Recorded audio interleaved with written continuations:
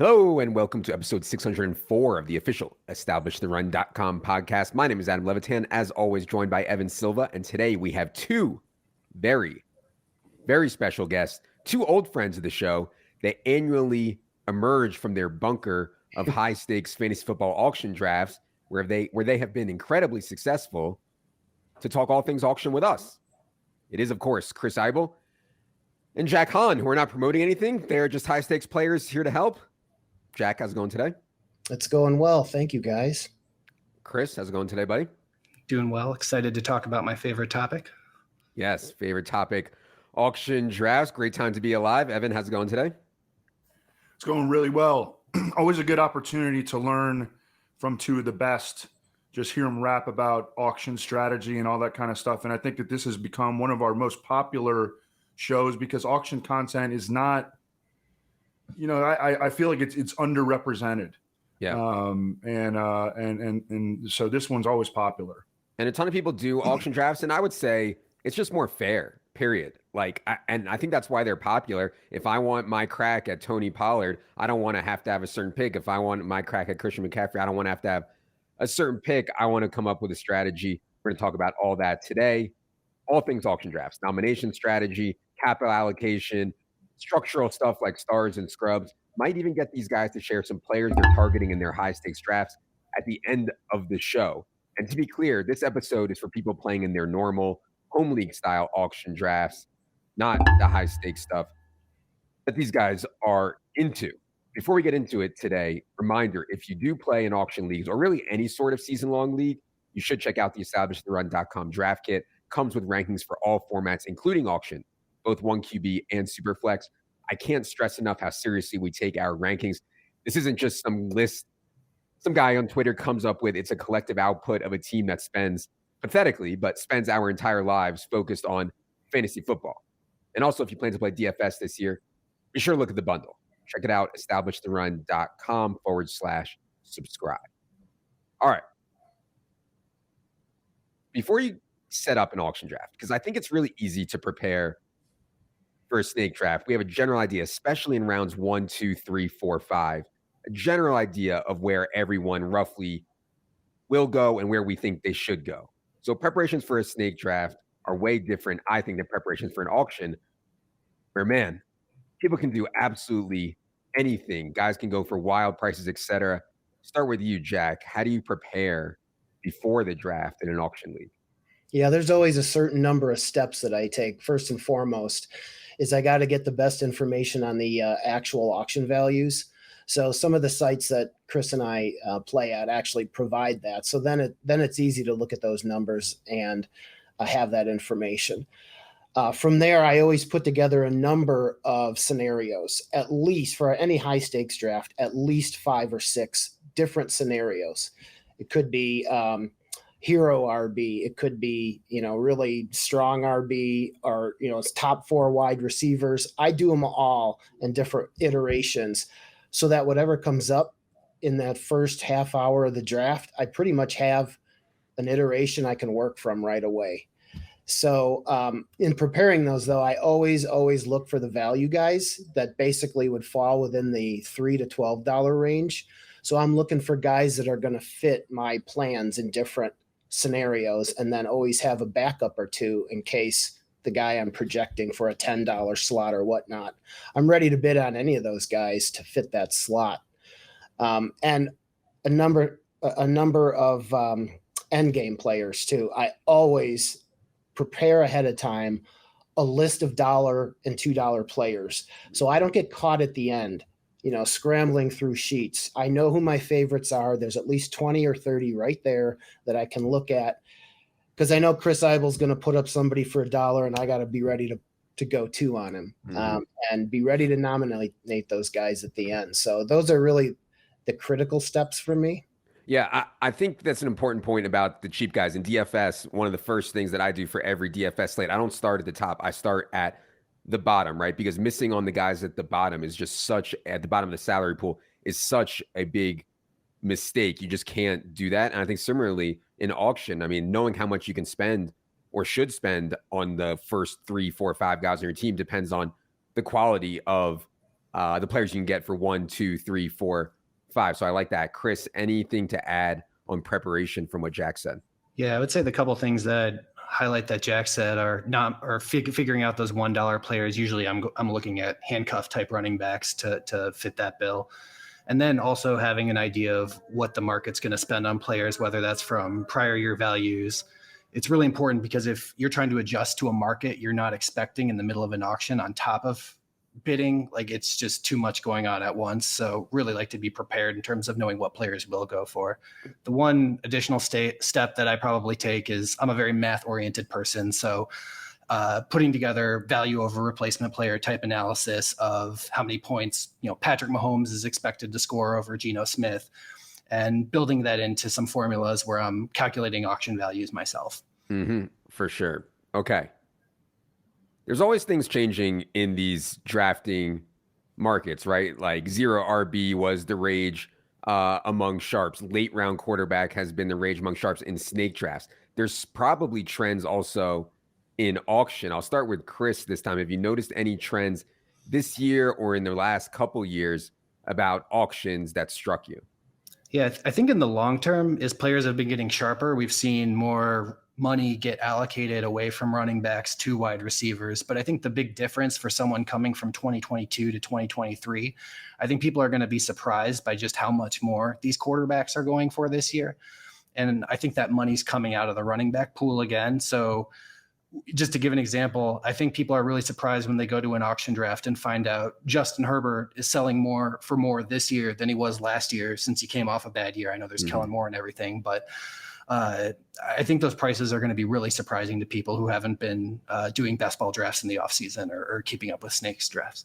Yeah, I'm curious what you think about that, Jack, because I mean, we did a couple of different quarterback shows last week, and man, I mean, I never thought in a million years I would be okay taking quarterback in round 3 of a snake draft. But in some spots, in some half PPR formats, I've found myself doing that. What do you think about the quarterback rage in auctions, Jack, and any other market tendencies?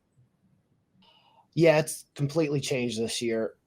Honestly, I've been doing high stakes for like 21 years since the very first high stakes draft out in Vegas. And I never thought we'd reach this point again. After so many years of people pushing off QB, that I find it really, really odd that all of a sudden there is this change this year to so much more emphasis on quarterbacks. It doesn't make a lot of sense to me overall. Chris and his math probably might be able to put some numbers to that, but I'm very surprised.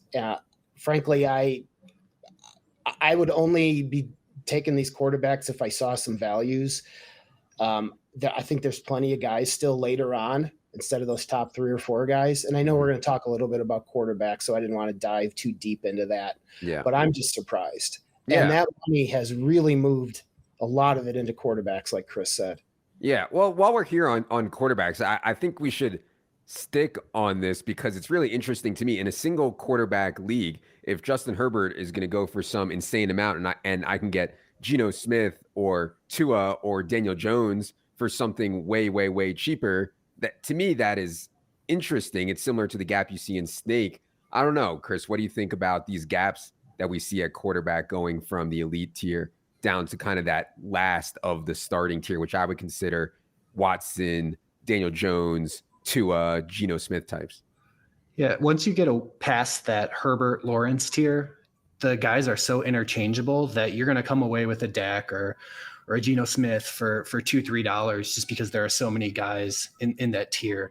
So it's definitely an area I anticipate pivoting towards this year. I think what we're seeing with that market, what's driving that is people are so reactionary to what won them leagues the year before. And we're coming off a year where Jerick McKinnon was the big running back and nobody felt like they could keep up with Mahomes and Hurts. We're seeing that really have a ramification on prices going into this year. Yeah, for sure. Okay. I feel like in redraft season long, the quarterbacks started to get more expensive from a draft slot standpoint, maybe like 2 or 3 years ago. And it almost coincided with dudes just like Josh Allen winning people so much money in DFS because, there are these quarterbacks at the top that can like drop, 40 points in a given week because they are super skilled as passers, and they run. Yeah. So they can have these monster weeks where they, run for 40 yards and a touchdown, throw for 3 touchdown passes, throw for 300 yards, and like they're hitting all kinds of bonus. I feel like that trend started a few years ago in redraft season long. Yeah, for sure. And like even in two quarterback leagues, I think there are quarterbacks later. You can go back and listen to the 2 quarterback Superflex podcast. I'm curious how you guys think about Superflex auction, because we talked a ton about Sam Howell, who has some rushing ability and showed it at North Carolina and showed it in his 1 start last year. You also have a guy like Anthony Richardson, who is polarizing but is viable, certainly at a minimum in 2 quarterback leagues. Desmond Ridder, I know, is someone that we've talked about. Kenny Pickett. There's a lot of these guys that I think in 2 quarterback leagues are at least somewhat viable. Is there anything auction specific, Chris, you would say about 2 quarterback going forward?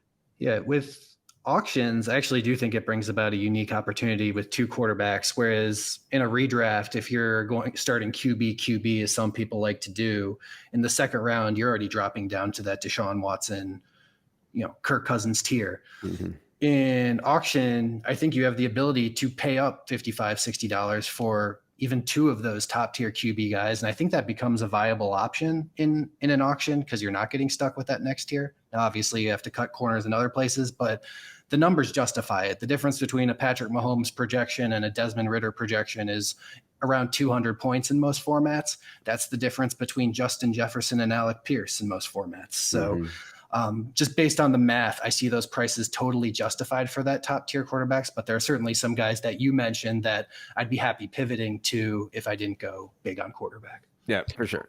But I would mention there's a number of guys in that tier past the first tier where we're looking at guys that could easily be top 1 or 2 quarterbacks this year in my mind, with Herbert or Lamar Jackson or even Trevor Lawrence. To me, they're all on the upswing. And when you look at the difference between their numbers, to me, I'd rather have one of those for what I'm paying than one of those top 3 guys, and then allocate my money to other places where I know I can improve on another stud wide receiver or whatnot. Yep. Agreed. Okay. Back to the macro of auction. I always prefer personally a stars and scrubs approach. I think I'm better at finding scrubs than my opponents. Maybe that's true. Maybe that isn't. I'll start with you, Jack. Can we go into a draft with a preferred approach? I say, I want to do stars and scrubs here. Do you go into a draft with that kind of strategy in your head? Every draft. Chris knows that too about me. I'm a stars and scrubs drafter. So I'm going to have at least 2 or 3 stars on my team. And so I prepare all of my different scenarios with different guys and different backups going into that, and always come out aggressively bidding so that I'm going to land 2 or 3 of those that fit 1 or more of those plans. I have just found way more success doing it that way. Maybe I'm more used to it, but I've also seen guys go balanced, that I think they have too many guys to choose from every week, and they can choose their starters wrong that way. So I'd much rather know who my starters are going to be, and here and there have to make decisions versus a number of decisions every week. Yeah, I think, Chris, the idea of stars and scrubs is that if we can just hit on a couple of our scrubs, we're at such an advantage, right? If we can get a couple of our $1, $2, $3, $4, $5 guys to perform like a $20 guy, and we have all the very expensive guys also, or a few of the very expensive guys also, then it's a smash. That said, just like in DFS, there's merit every week for building a more balanced lineup. Do you go in, Chris, with a plan of a style you want and preferred style? I think my goal is to get as much value as possible, whether that comes in the form of stars and scrubs or elsewhere. I think the really hard part, if you don't get any stars though, is finding that value to make its way into your starting lineup. A lot of times you'll get stuck. The most common, I guess, issue I would say with typical successful redraft players who enter an auction for the first time and they're trying to get as much value as they can is so much of that value ends up on their bench.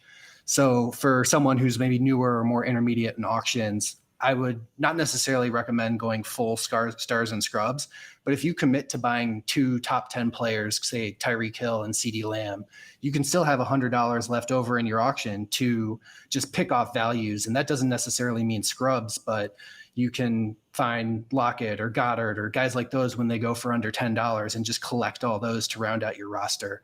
Not necessarily a true stars and scrubs approach, but I think getting 2 stars is a way of managing the rest of your budget. For sure. And just like Chris said, getting value. I mean, we have the auction values on the site. Chris develops his own, but no matter what you do, I think coming to the draft with some idea of what a value price is on a player is important. I'm curious, Jack, you said you go into every draft thinking stars and scrubs. Is there any example of where you might change that approach mid-draft? Like we're going into the draft, something happens and you're like, well, I can't go stars and scrubs anymore. Is there anything like that can happen in a draft? That doesn't happen to me mid-draft. I've had it happen maybe through about a round and a half where I haven't gotten any stars. And I said, I have not been bidding aggressively enough, which is pretty rare for me because I'm going in there with guns blazing, ready to go $1 or $2 over the average value. So I rarely have to do that where I have to somehow adjust because I'm going to get my guys before I'm hitting the lower bottom of these tiers, right? Because if there's 4 top running backs and I'm going to get one of those, I'm going to be bidding aggressively on all of those till I have one, at least, without getting hit at the bottom of the tier where it's going to go up even higher than I would want. So that's a question, say I barely, my answer is I'm barely in that position. The only way I would start to change my philosophy is if I'm in a large league, like a 14-team auction, because I think there the depth gets really difficult to build on a team because of 14 teams. So I might go a little bit less of the stars in order to have more depth to cover more bye weeks in a larger league like that. Okay. What about specifically coming to the draft? You guys do a lot of live auctions in Vegas and stuff like that. Do you bring cheat sheets? Do you use software? How do you manage your budget, your picks, how other teams are spending? I know some of the online sites will manage all that for you. Chris, do you show up to a live draft with some type of spreadsheet built out for you to manage, I presume? Yeah, definitely use Excel. It's one of the things I'm tracking during the draft. I'm kind of keeping the same way like a blackjack card counter would. I'm trying to track how much money is being spent relative to player values.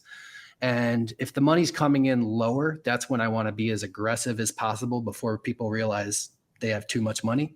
And if it's coming in higher, I have a fair amount of confidence in my projections that I'm going to be able to pick off values later on. So without Excel, I wouldn't be able to track that. So thank you, Microsoft. I think this precludes Evan and I from actually participating in a live auction because neither of us are capable of handling the spreadsheet socialism that goes on here. Jack, well, are you? Let me chime in. Yeah, there. let me. I want to hear Jack's take on this because you don't strike me as a spreadsheet socialist. No, I'm an ARP guy, right? I'm practically retired, and I'm old timer. Where I chart everyone's team, literally in front of me. Okay, so I'm charting every quarterback that's entered, every tight end, in a really organized fashion, but not Excel like Chris. And frankly, I'm jealous that Chris can do it and I can't. But it's really easy for me to see in one place who's filled what. So if there's 3 guys that need a quarterback, I can really plan accordingly, whether I want to aggressively put up an Anthony Richardson there for $3, bang, and put him in as a high upside guy or whatnot. So I always chart that out. I always have the average auction values right next to me too. So as soon as a player's name is called, if I don't know it offhand, which I know a lot already, I'll look to see where the target is and then whether I'm willing to go above or below that. And then of course I have all my scenarios there. So as soon as one is close to what's happening with mine, I can go right to it and I can chart my money that I budgeted higher or lower. So if I'm getting guys a few dollars lower than I budgeted, I know I'm ahead of schedule and I can put more money toward another position. That charting everybody's auction bids and selections, it probably comes in handy because I know that you often end up playing against the same guys year over year, right? Yeah. So charting like what everybody is doing, you probably like, like guys' tendencies, like your opponent's tendencies probably. Yeah, there's certain things, but I learned a long time ago from a guy I used to have a partner with on teams. Every year is different. So when the inventory changes on certain positions or strengths and running backs versus wide receivers, that can change from year to year. But I learned guys' tendencies because I can read body language really well. And certain guys, if they're putting up a guy, they're bidding to buy, right? And that's the fun. That to me, that's fun part of knowing certain guys' tendencies, because then I'll bid them up because I know they're bidding to buy a person. Yeah. Yeah, for sure. We're going to talk about nomination strategy here in a second, which I think is super important. Bidding strategy also is something to watch. I do that in auctions too. If sometimes I try to be the enforcer when I do auction drafts. I try to be the one that's like, somebody tries to sneak someone in for 2. I'm like, no, we're going to 15. If you want him, you got to go to 16, because I think he's so undervalued. And you get to feel for some people who want, when they put out a bid for anything, they're going to follow through and go for a guy. So yeah, that's super interesting for sure.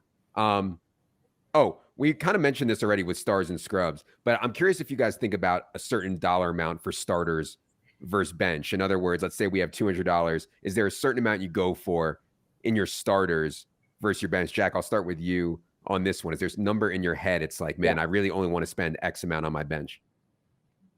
I always budget around 175 to 178 out of 200 on starters. Okay, so if I'm getting to 178 to 180, I know I'm going to be a little bit handicapped at the end to get those $2 or $3 players.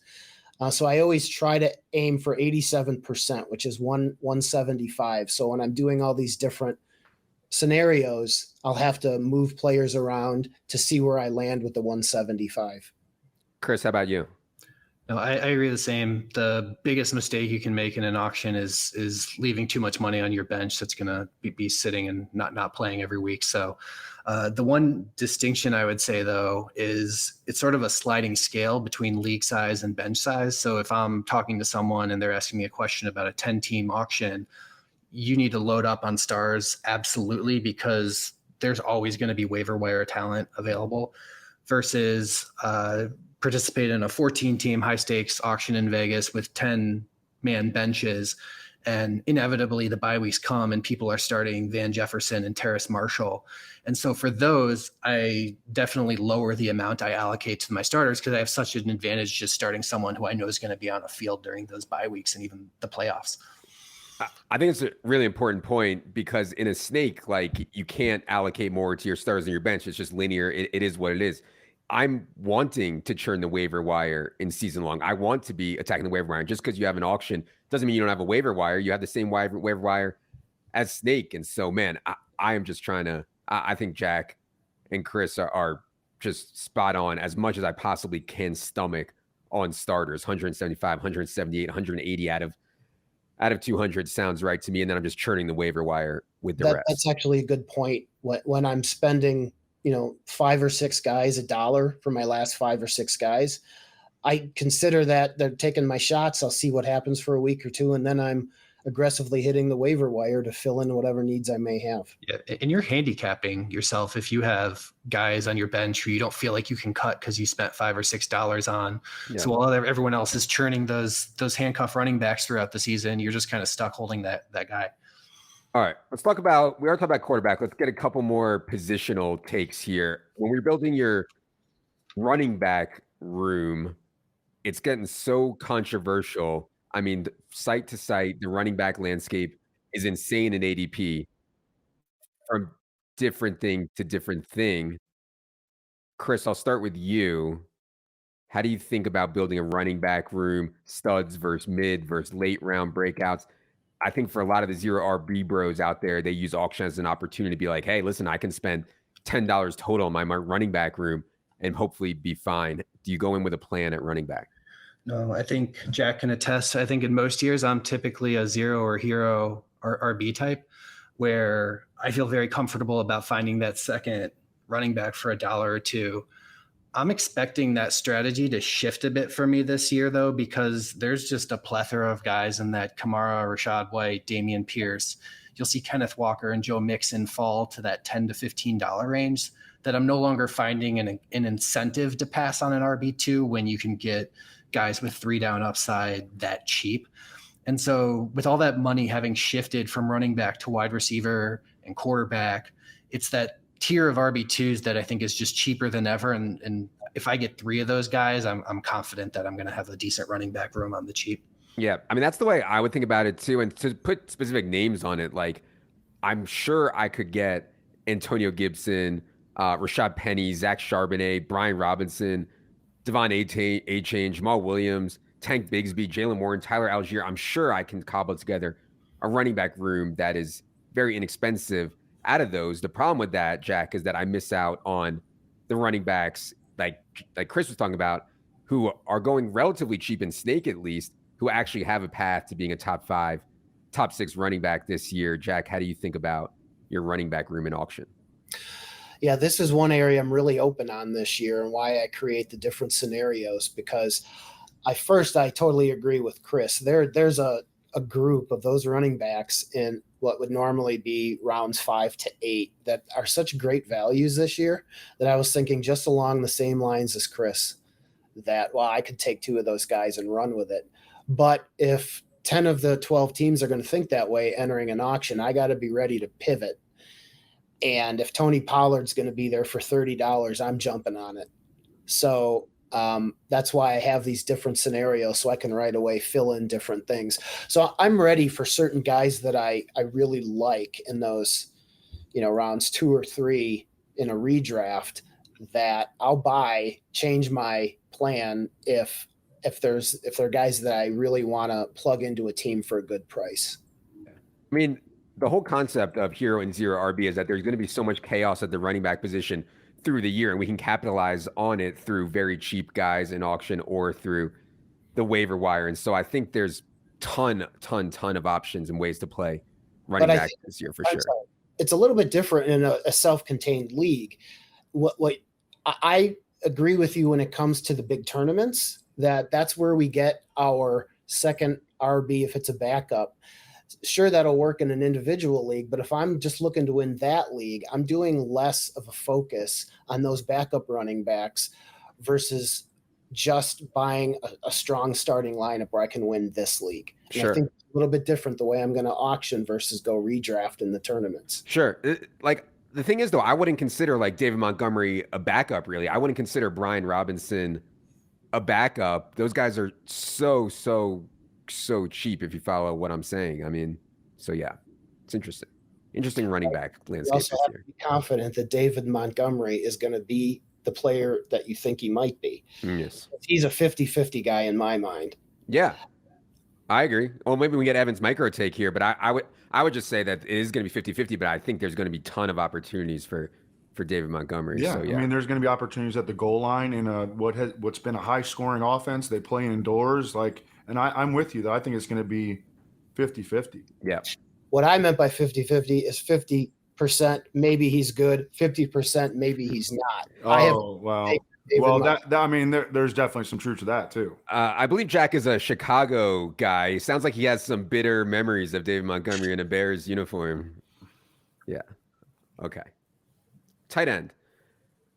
I've gone back and forth in this because I like that. There are some guys in the middle range I like. I think Goddard is good. I think Njoku and Freiermuth are interesting also. But once you get past like the Kelsey, Andrews, Hawkinson, there's so many guys late that are going to have crazy opportunity at tight end. Jack, I'll start with you this time in terms of tight end in an auction strategy. How are you thinking about it this year? Well, if we're talking a tight end premium league, I'm in. Okay. 1.5 point per reception. Chances are good I'll be bidding on those top 3 or 4 guys. Okay. Because of the differentiation of the points that I would expect between them. In a just straight PPR league, I think you have to make an individual choice whether you're going to put Kelsey, Andrews, Hawkinson, one of those guys in your plan or not. Because if you suddenly buy one in the middle of an auction, to me, that is a really it's an event that throws me out of my loop a little bit because wasn't expecting that position. So I think that's something you have to decide ahead of time. But to me, there's certainly a differentiation in those top guys. I'd be ready for any of them, but I'm mostly going to be a buyer probably this year. but I'll see how it is, because a lot of times guys don't like to buy tight ends. It's Right. almost as if they look at it as a different position. If you're not a real numbers guy, who likes to buy a tight end? I mean, Right. they've been underpriced for years in different leagues, so you have to make that decision. Yeah, I mean, the argument, Chris, is always that the position is so thin, it falls off a cliff so fast that having an elite tight end that plays well is such an advantage over the rest of your league mates. I hear what Jack is saying, though. It's never exciting, and that's why in an auction, like I could see getting into a bidding war on Kelsey or Andrews. It's hard for me to see people getting into a bidding war on like Freiermuth or Njoku, right? So how do you think about tight end strategy for an auction, Chris? Yeah, the hard part about paying up for a tight end this year, in particular in home leagues, I feel like guys like Evan Ingram, Freiermuth, they offer you top 5 potential at that position, but they don't cost you more than $3 to $4. So Right. to pay something more than that, I feel like I have to be really confident I'm getting a 25, 30% plus discount of where I think they should be going. I'll probably mix in an average amount of Kelsey. I don't want to be left without him, but beyond that, looking for values and very comfortable pivoting to Ingram and Freiermuth for $3-4. And then also not making sure guys like Kincaid and Laporta don't go for $2 either. Right. And I mean, I was going to bring up Tyler Higbee, and you mentioned Kincaid, Laporta. I mean, there's so many, Hunter Henry, all these guys are going to be, I assume, $1, $2, $3. It's really hard for me to stomach some of the mid-range guys, depending on how much they go for. So yeah, I think that's for sure an interesting strategy on tight end. All right. Specific question here while you're drafting. I'm sure this happened. Anybody who's done an auction draft, I'm sure this has happened. You get on a player's out there, he's a clear value. It's striking. It's obvious to everyone. He's a clear value, but he doesn't fit your build. He doesn't fit your plan. Let's say you already spent a ton on wide receiver, and then Tyler Lockett, Mike Evans, they might be bench guys for you, but they're going for way too cheap because no one wants these guys. Jack, will you deviate from your plan to take advantage of someone for going too cheap, even though he doesn't really fit your team? Probably. If it's a guy like that, where he'd be my 5th wideout, like a Mike Evans, and if he's going to go for like $6 or $7, I'd pull the trigger, because you need him in bye weeks. You don't know about injuries. If I'm already really strong on wideouts, that's part of the theory when you're going hard on wideouts too. So I don't see a problem doing that. I have to always monitor how much though I'm leaving for my running backs and other positions, just to make sure, because I've been caught where I'm really struggling to get that second running back because I've been overly aggressive. Right. It's like, oh, I got this great deal, but also now I've spent more than I want to on my bench. And that kind of makes me a little bit queasy, if you know what I mean. But I kind of agree that, God, just going for the straight value has to be right in a vacuum. Chris, how do you think about these spots where someone's going for way cheaper than you think they should, but you don't really need them? Yeah, I think this goes through the checklist of things to think about as a guy's nominated. You might have, let's say Tyler Lockett comes up and you want to fit him into your wide receiver 3 spot. You think he's worth $15 to $20 because you're going to get him for 15 games in your lineup. If he's your wide receiver 5, he's going to play 6 or 7 games through filling in for bye weeks or injuries, but his value is essentially cut in half to your team by only being in your lineup half as much. So there's always a price on a guy, but if I have Lockett valued at 18, 20 and I have to fit him into my wide receiver 5 spot, I'm making sure he doesn't go for less than 10, but it's difficult. I don't want to handicap my team beyond that. Yep. All right. Nomination strategy. It's such a war out there in nominations. Some people like to nominate dust balls. Some people like to nominate stars, or strategy around the order of when to nominate a guy. Of course, there's strategy around, if I nominate a guy, does that mean I want him? Does that mean I'm just putting out guys that I don't want, et cetera, et cetera? Chris, I'll start with you this time. What is your nomination strategy? You can take that anywhere you want it. Yeah. So I mentioned earlier how I'm tracking in Excel and really trying to take advantage of whether people are not spending enough or spending too much.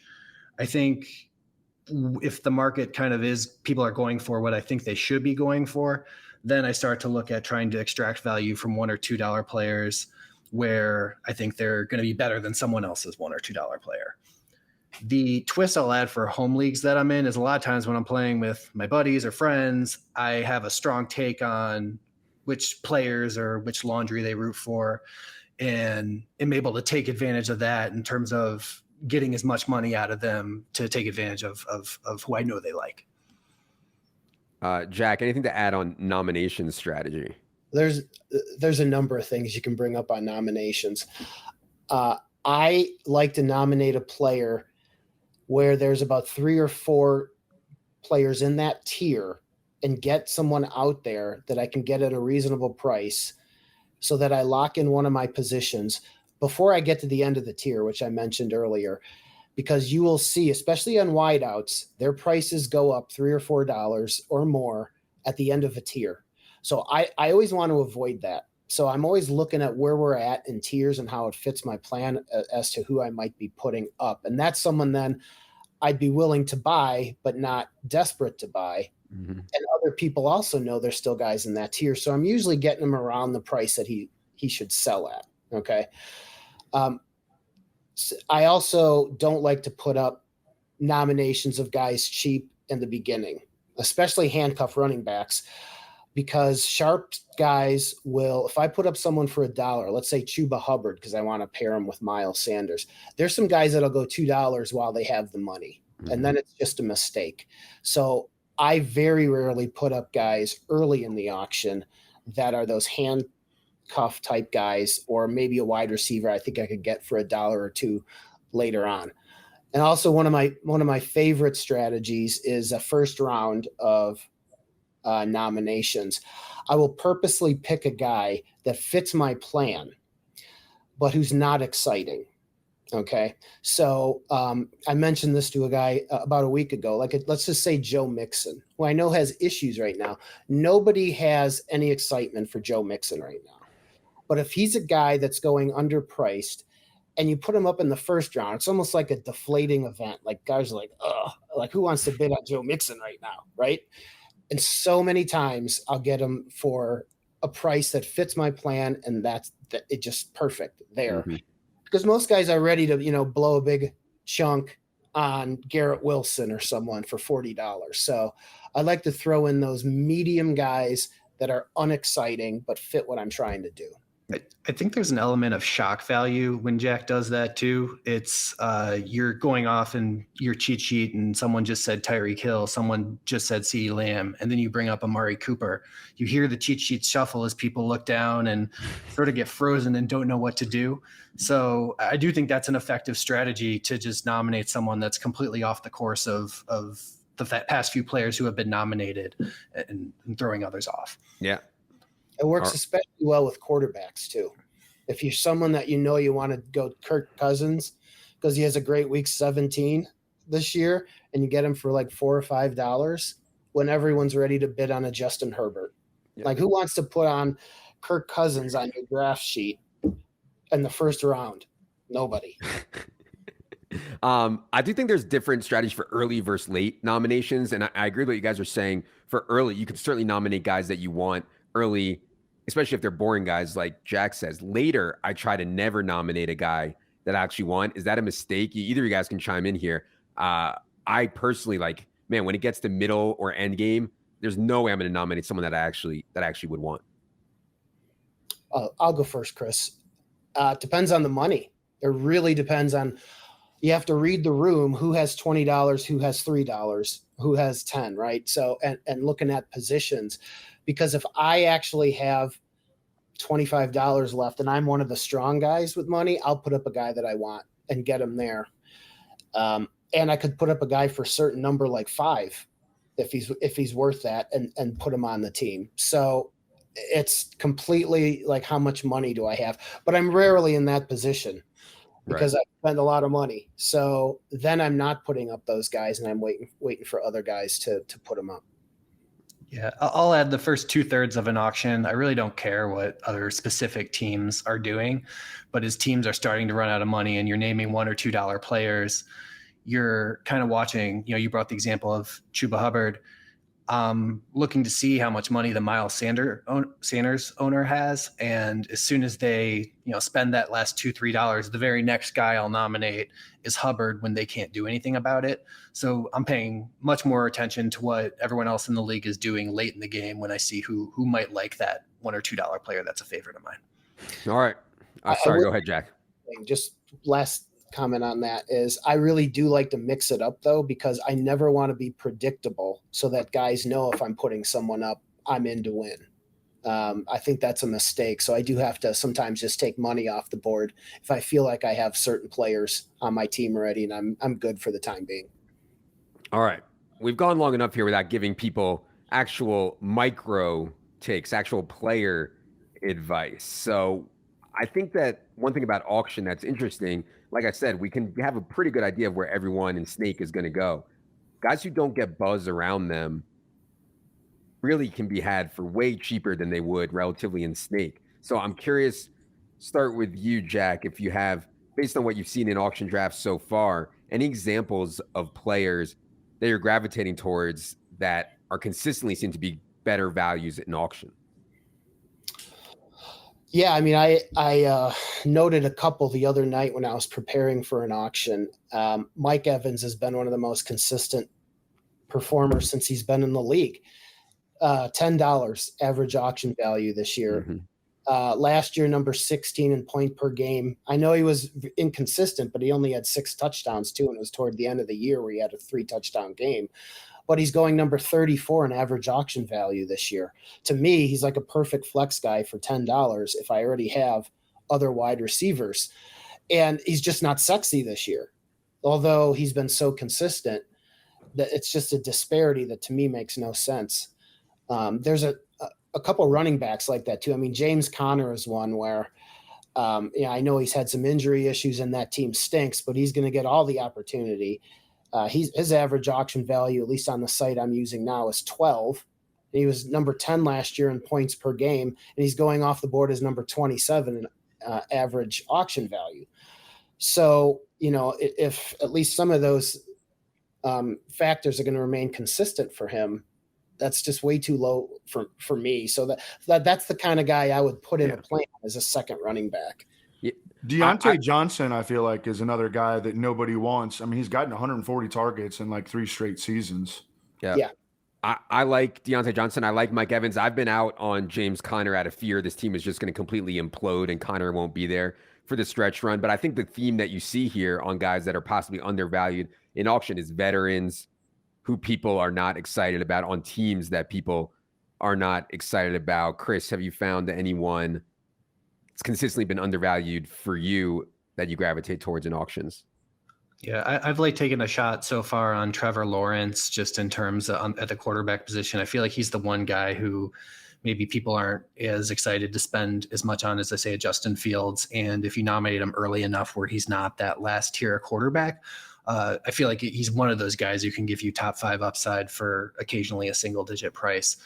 At the running back position, I've had a lot of success year in and year out, just taking the guys who nobody else likes. And so, a couple of years back, that's David Montgomery. Last year, it's Josh Jacobs. I'm waiting to see who those guys are this year. It's trending towards Joe Mixon and Kenny Walker, but those are some guys who are routinely they don't always go for less than $20, but have seen them slip to that $14, $15 just because of that uncertainty around them. And when they are, I'm pouncing.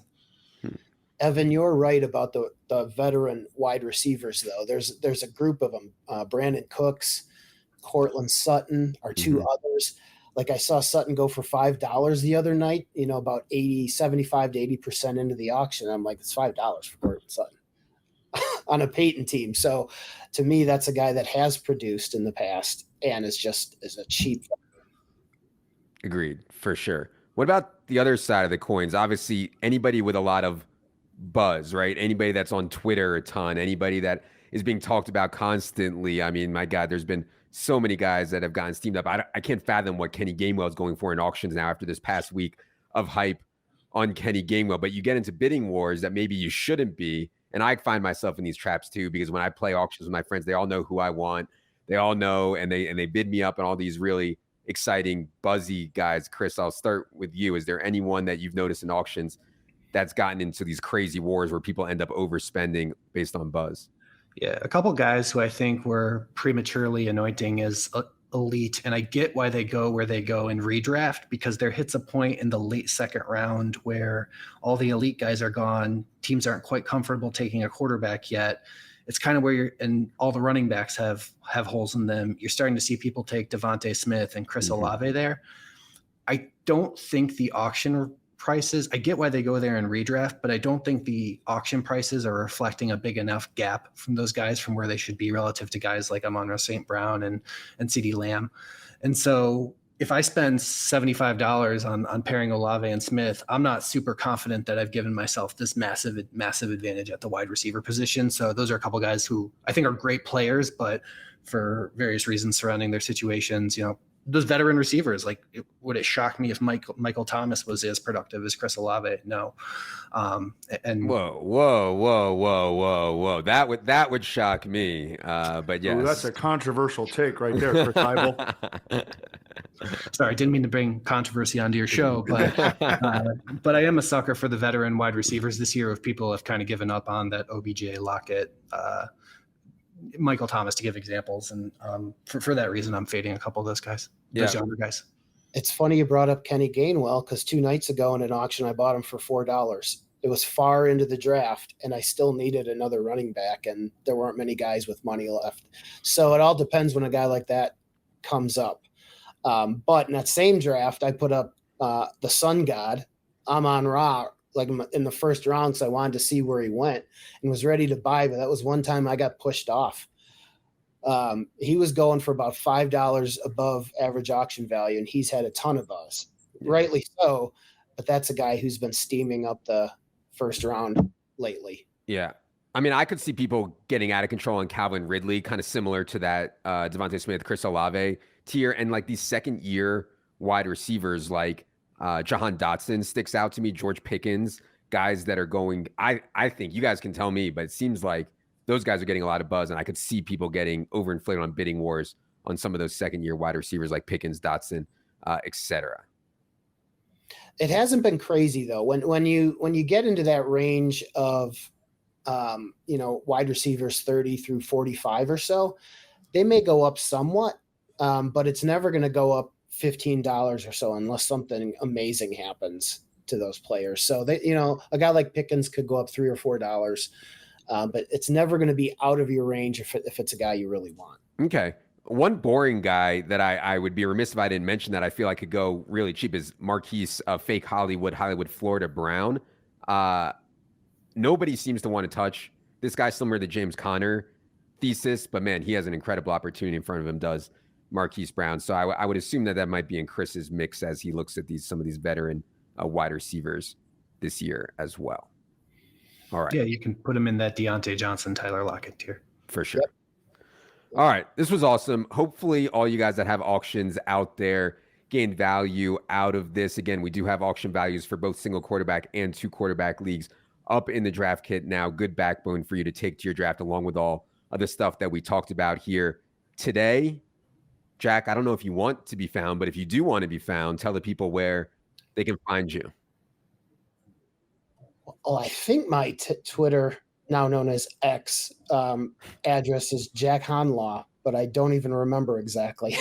but guys have found me in years past after I've done the pod with you. I've gotten some followers thanks to you guys. Yes. They'll find you. Don't worry. They'll find you and ask you questions. Don't worry. They do that. I get DMs. Yep. Chris, go ahead if you want to be found. Yeah, I'm pretty sure when I did my first podcast with you 2 years ago, my Twitter account was an egg, but that quickly sprouted. And so you can find me at Chris Eibl, just Chris Eibl. All right, at Chris Eibl. Good luck in your drafts this year, guys. Are you guys both heading to Vegas for drafts this year? We are. Yep. We're going to overlap for about a week out there. We might even go share a steak dinner together. Oh, man, what a life. Vegas, steaks, high-stakes auction drafts. What a life for these guys. All right.